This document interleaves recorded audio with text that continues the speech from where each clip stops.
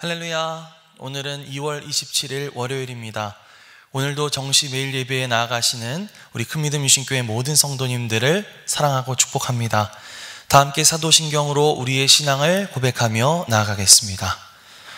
전능하사 천지를 만드신 하나님 아버지를 내가 믿사오며 그 외아들 우리 주 예수 그리스도를 믿사오니 이는 성령으로 잉태하사 동정녀 마리아에게 나시고 본디오 빌라도에게 고난을 받으사 십자가에 못 박혀 죽으시고 장사한 지 사흘 만에 죽은 자 가운데서 다시 살아나시며 하늘에 오르사 전능하신 하나님 우편에 앉아 계시다가 저리로서 산 자와 죽은 자를 심판하러 오시리라.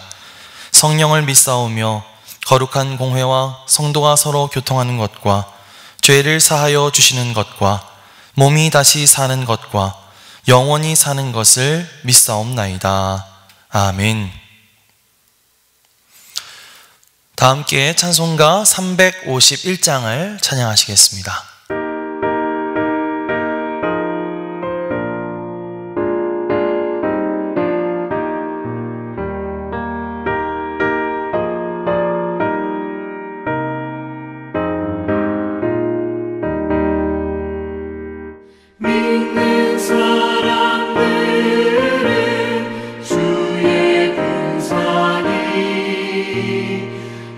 앞서가신 주를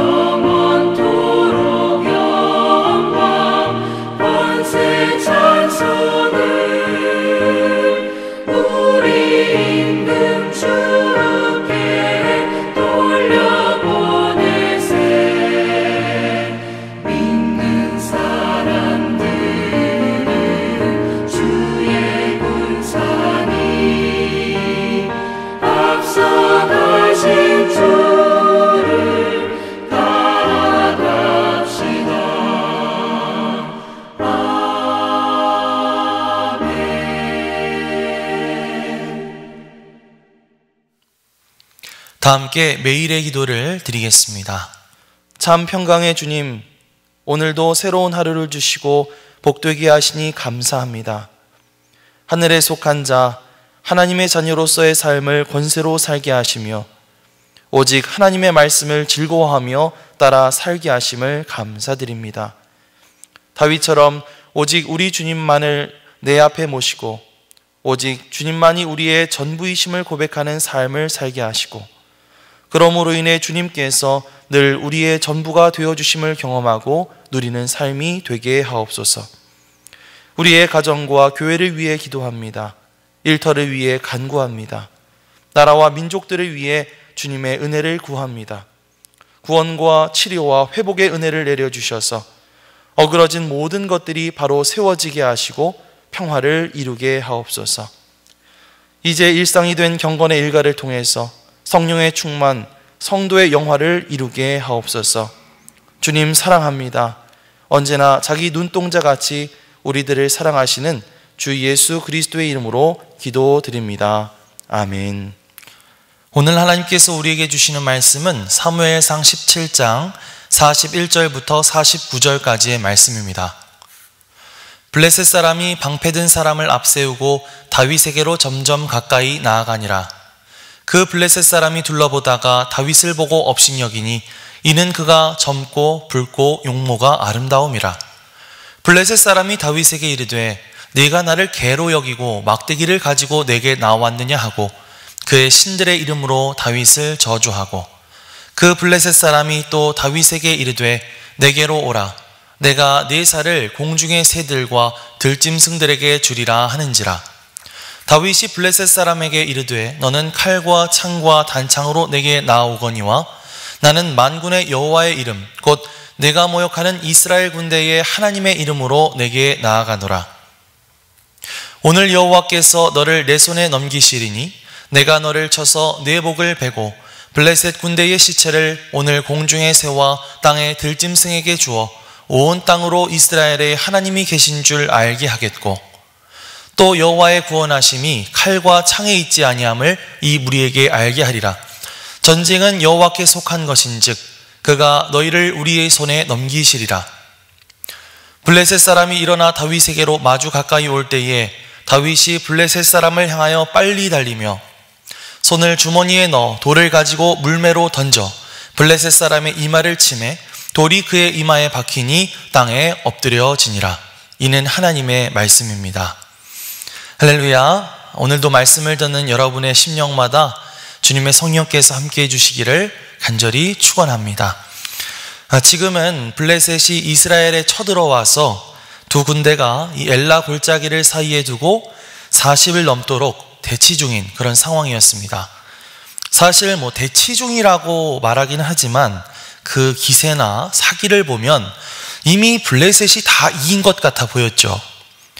블레셋에서 이 골리앗이라는 사람이 나와서 아침 저녁으로 싸움을 걸어대었지만 감히 거기에 응할 수 있는 이스라엘 군사가 아무도 없었습니다. 이 골리앗은 3m에 달하는 엄청난 거구를 가진 전사였기 때문이죠. 골리앗은 나와서 이스라엘 백성들을 모욕하고 또 하나님을 모욕했지만 사울과 이스라엘 백성들은 그저 두려워서 떨고만 있을 뿐이었습니다. 그때 전쟁터에서 싸우고 있는 형들에게 줄 도시락 배달을 왔던 다윗이 골리앗을 보게 되죠. 그는 하나님의 군대인 이스라엘을 마음껏 모욕하고 있는 골리앗을 바라보면서 그 안에 거룩한 분노가 치밀어 오르는 것을 느꼈습니다.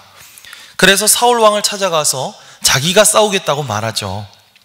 그런데 사울 입장에서는 나이도 젊은 이 소년이 그 큰 골리앗과 감히 싸우겠다고 하는 것이 영 미덥지가 않았을 것입니다. 그렇다고 마냥 저렇게 계속 싸우지도 않고 대치만 할 수는 없었기 때문에 하는 수 없이 다윗을 내보내기로 한 것이죠. 자, 그날도 골리앗이 여느 때처럼 나와서 이스라엘을 욕하면서 도발을 하고 있는데 이 도발을 한 지 40일 만에 드디어 이스라엘 진영에서 누군가가 나온 것입니다. 그런데 뭔가 나온 사람을 보니까 뭔가 어린 티가 남아있는 듯한 한 소년이 서 있는 것이죠. 골리앗은 기가 막혔습니다. 그런데 더 기가 막힌 것은 1대1 대결을 해야 되는데 상대방이 장비도 제대로 갖추지 않고 나왔다는 거예요.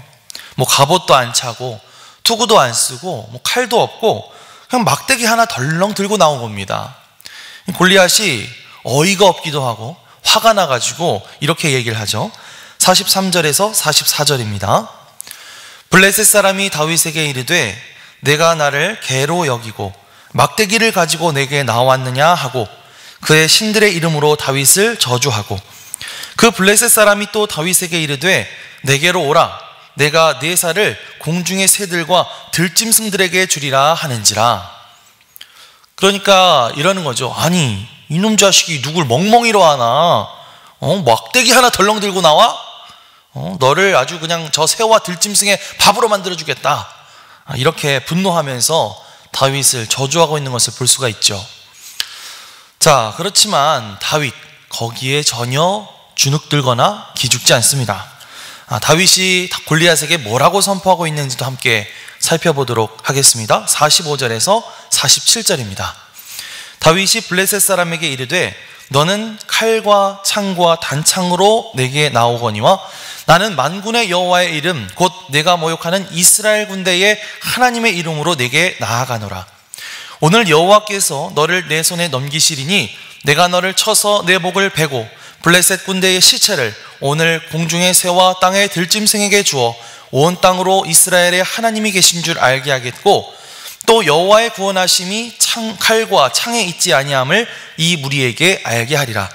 전쟁은 여호와께 속한 것인즉 그가 너희를 우리 손에 넘기시리라.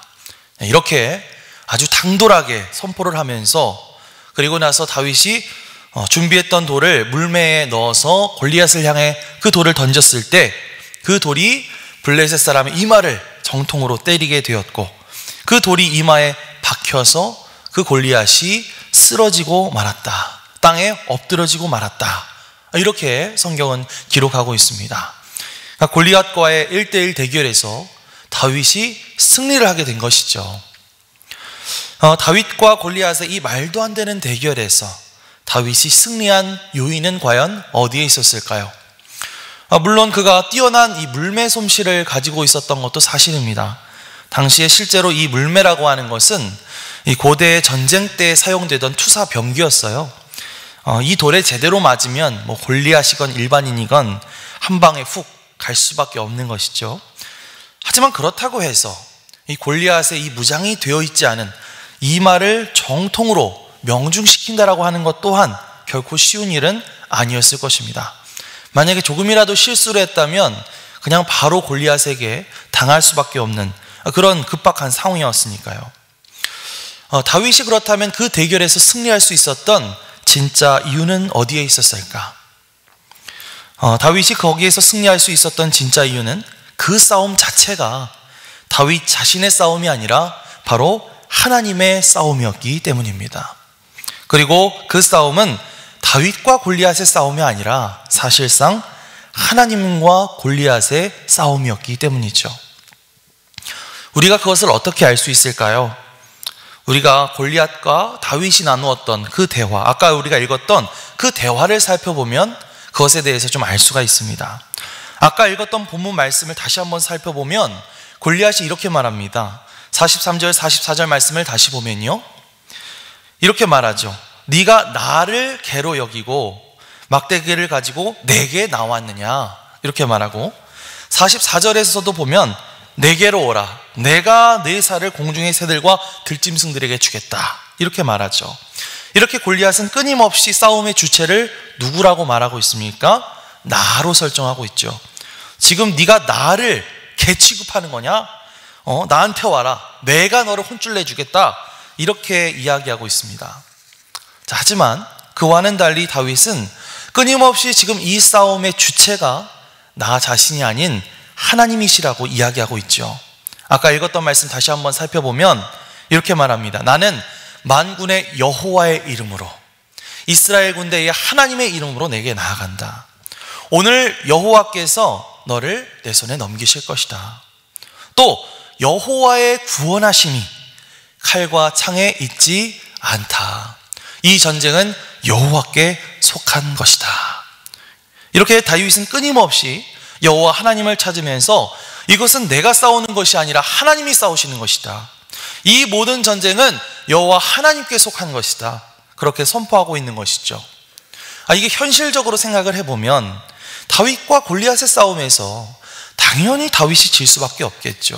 하지만 다윗은 자기가 싸우는 것이 아니라 하나님이 싸우시는 것이고 자신은 하나님께서 싸우시는 그 싸움 가운데 동참했을 뿐이라고 그렇게 고백하고 있는 것입니다.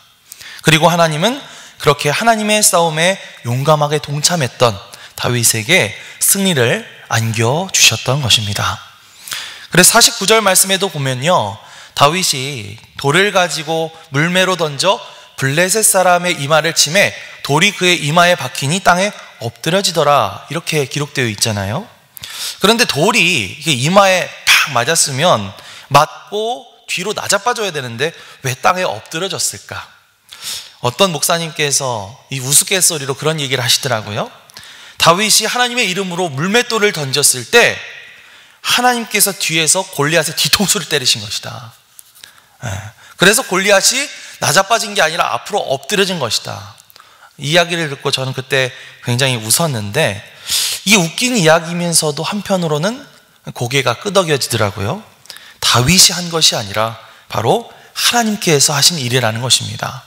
그리고 하나님께서 주도하신 일에 다윗이 함께 참여한 것이라는 것이죠. 다윗의 이러한 선포와 고백의 모습을 보면서 우리가 깨닫게 되는 것은 과연 무엇일까요? 그것은 믿음의 사람들은 언제나 그 삶의 주어가, 그가 하는 그 말의 주어가 언제나 하나님이었다는 것입니다. 골리앗의 말을 들어보면 그 주어가 언제나 나였죠. 내가 하는 것이 어떻고, 나는 어떤 존재고, 나를 어떻게 감히, 이렇게 하면서 끊임없이 내 자신을 주어로 내세우고 있습니다. 그런데 그러다 보니까 교만해지고 결국은 넘어지고 패배할 수밖에 없다는 것이죠. 그런데 다윗이 말할 때 그 주어는 바로 내가 아닌 하나님이었다는 것입니다. 하나님께서 하시는 것이고, 또 이것은 하나님께 속해 있는 것이고 하나님을 의지했던 것이죠. 우리의 삶의 주어가 내가 될 때 나는 패배할 수밖에 없다. 그러나 우리의 삶의 주어가 하나님이 될 때 우리는 하나님께서 하시는 일을 경험하게 되고 하나님과 함께 승리를 경험하게 될 줄 믿습니다. 1861년 미국에서는요, 이 당시 흑인 노예 제도를 폐지할 것인가 안 할 것인가의 그런 문제를 가지고 미국에서 갈등이 벌어져서 결국 그 문제로 남북이 갈라져서 남북 전쟁이 벌어지게 됩니다. 우리가 잘 알고 있는 그 에이브라함 링컨 대통령이 있죠. 이 링컨 대통령은 당시 노예 제도를 반대하는 북군을 이끌고 있었죠. 그런데 그때 당시 상황은 오히려 이 북군이 남군에게 고전을 면치 못하고 있는 아주 어려운 상황이었습니다. 이런 상황 속에서 한 참모가 와서 링컨 대통령에게 이렇게 물었습니다. 링컨 각하, 하나님은 지금 우리 북군 편에 계실까요? 아니면 저쪽 남군 편에 계실까요? 이 질문에 링컨은 이렇게 대답했습니다. 나는 하나님이 우리 편에 계신가 적의 편에 계신가 하는 것을 가지고 고민하지 않는다네. 나의 유일한 고민은 내가 하나님 편에 서 있는가 하는 것이라네. 내가 하나님 편에 서 있는가, 그것을 고민했다고 하는 것이죠. 사랑하는 성도 여러분, 우리가 신앙생활을 하다 보면 나도 모르게 그 주어를 나로 설정할 때가 많은 것 같아요. 그래서 우리가 기도할 때에도 하나님, 내가 하는 일을 하나님께서 도와주옵소서, 이런 식으로 기도할 때가 참 많습니다. 그러나 우리가 하나님의 사람이라고 한다면, 진정 하나님의 사람이라고 한다면 그 주어가 내가 아닌 하나님이 되어야 할 줄 믿습니다. 그리고 내가 과연 하나님의 뜻 안에 하나님의 편에 서 있는가, 그것을 끊임없이 고민하면서 살아가야 할 줄 믿습니다. 오늘 우리가 기도할 때에는 이렇게 기도해야 되겠죠. 하나님, 내가 하는 일에 함께 하옵소서, 이렇게 기도하는 것이 아니라 하나님, 내가 하나님의 뜻을 깨닫고 하나님 편에 서게 하여 주시옵소서. 내 인생의 주체, 내 삶의 주체가 하나님이시라는 것을 깨닫게 하시고 하나님께서 하시는 그 일에 내가 용감하게 동참할 수 있는 그런 제가 될 수 있도록 인도하여 주옵소서. 이렇게 기도하며 나아가야 할 줄 믿습니다. 오늘도 우리의 삶의 주어를 하나님으로 삼고 승리하는 인생 살아갈 수 있는 그 믿음 주신 교회 모든 성도님들 되시기를 주님의 이름으로 간절히 축원합니다. 아멘. 기도하겠습니다. 하나님 감사합니다. 다윗과 골리앗의 대결을 바라보면서 한편으로 우리의 신앙을 되돌아보게 하심을 감사합니다. 골리앗은 자신이 주체가 되어 싸웠지만 오히려 패배하고 넘어지고 말았습니다. 다윗은 여호와 하나님의 이름을 선포하면서 하나님이 주체가 되어 싸우시는 싸움에 동참했고 그렇게 하나님과 함께 승리하게 되었음을 보게 됩니다. 하나님, 우리가 하는 것이 아니라 하나님이 하신다는 사실을 기억하게 하옵소서. 내가 하는 일에 하나님이 함께 하시는 것이 아니라 하나님이 하시는 일에 내가 동참한다는 생각을 가지고 우리의 삶의 주체, 내 삶의 주어를 하나님께 두고 살아가게 하여 주옵소서. 그렇게 하나님과 함께 승리하는 인생 살아가게 하옵소서. 감사드리며 예수 그리스도의 이름으로 기도드립니다. 아멘. 하늘에 계신 우리 아버지여, 이름이 거룩히 여김을 받으시오며 나라가 임하시오며 뜻이 하늘에서 이루어진 것 같이 땅에서도 이루어지이다. 오늘 우리에게 일용할 양식을 주시옵고 우리가 우리에게 죄 지은 자를 사하여 준 것 같이 우리 죄를 사하여 주시옵고 우리를 시험에 들게 하지 마시옵고 다만 악에서 구하시옵소서.